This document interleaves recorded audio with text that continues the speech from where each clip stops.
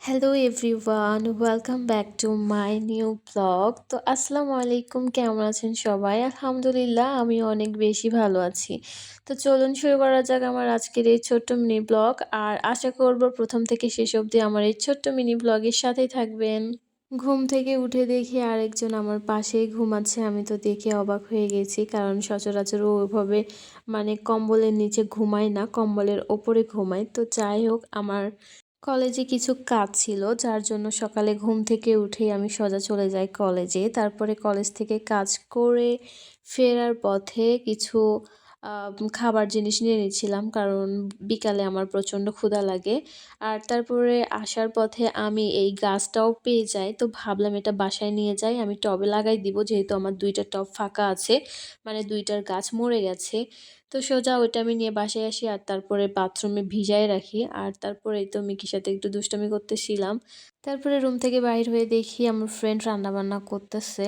আর এখন ও আপনাদের কিছু অ্যাডভাইস দিবে, ভালো করে শুনুন আপনারা, বিকজ তাহার এই অ্যাডভাইসগুলো আপনাদের কাজে লাগতে পারে। এগুলো কি সিম ভাজি হবে আজকে? হ্যাঁ, আজকে সিম আর আচ্ছা, আলু এরকম ভাজবো। করলে কি হয়?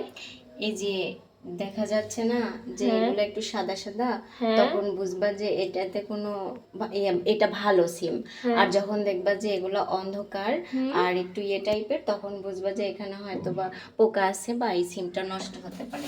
ভাই, ট্যালেন্টটা দেখেন, এখনো সংসার লাইফে যাই নাই, কেবল তো মেসে রান্না করতেছে, তাই কতটা ট্যালেন্ট হয়ে গেছে রান্না করার প্রতি। ইয়েস, এরকমই হতে হবে। হতে হবে। Yes, yes. তো আজকে আমাদের হবে সিম ভাজি। আর কি সিম ভাজির সাথে আর কি?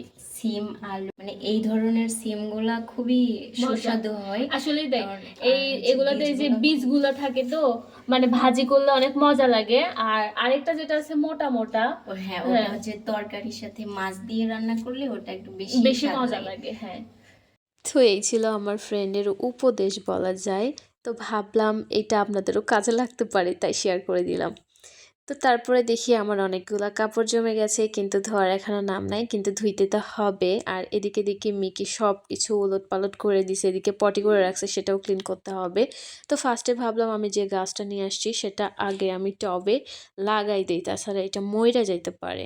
তারপরে সেটা আমি সোজা আমার বেলকনিতে নিয়ে যাই। আর এই তো আমি এটা কাইটা ফাইটা সব কিছু গাছটা একটু ভালো করে কেটে সাইজ করে তারপরে আমি সেটা টবে লাগাই দিব। আর এই তো দুষ্টুমি করার জন্য সে চলে আসছে, যেখানে যাব সেখানে তার এন্ট্রি নিতেই হবে। এন্ট্রি নিয়ে সেগুলা যত রকমভাবে নষ্ট করা যায় সেটা সে করবে। এই তো আমি রাইখে একটু ভেতর দিকে গেছি, আর এসে করছে। তারপরে ওরা আমি পাঠাই দিয়েছি রুমে, তারপরে মন খারাপ করে এসে বসে আছে, তারপরে সাথে একটু সেলফি তুলতেছিলাম। আর তারপরে এই তো আমার ফ্রেন্ড রান্না করতেছে। আর এগুলো হচ্ছে বাঁধাকপি, আর এই বাঁধাকপিগুলো হবে আজকে সেদ্ধ। সেদ্ধর সাথে হবে হচ্ছে মরিচ ভর্তা। যদিও এটা এখন অনেক ট্রেন্ডে চলতেছে, কিন্তু বিগত ২ বছর আগে থেকে আমরা এটা খাই। ভালো লাগে, মজা লাগে। সবথেকে ভেন্ডি আর হচ্ছে বেগুন যেটা সেদ্ধ, ওইটা বেশি মজা লাগে। আর তারপর আমি চলে আসি ছাদে, আর এসে কাপড়গুলো বিছিয়ে দিচ্ছিলাম। আর কে জানি আলু গাছ লাগাইছে কয়েকটা, কিন্তু ভীষণ সুন্দর হয়েছে। আর এই তো তারপরে খাওয়া দাওয়া শেষ করে বিকালের দিকে ও পড়তেছিল, আর আমি বসে বসে চা খাচ্ছিলাম। আর আজকে ছিল প্রচণ্ড শীত, এজন্য আমি রুমে গিয়ে শুয়ে পড়ি। আর এদিকে তার দুষ্টুমি শুরু হয়ে গেছে। তো এই ছিল আমার আজকের ছোট মিনি ব্লগ। পরবর্তী ব্লগ দেখার জন্য অনুরোধ রইল। আল্লাহ হাফেজ।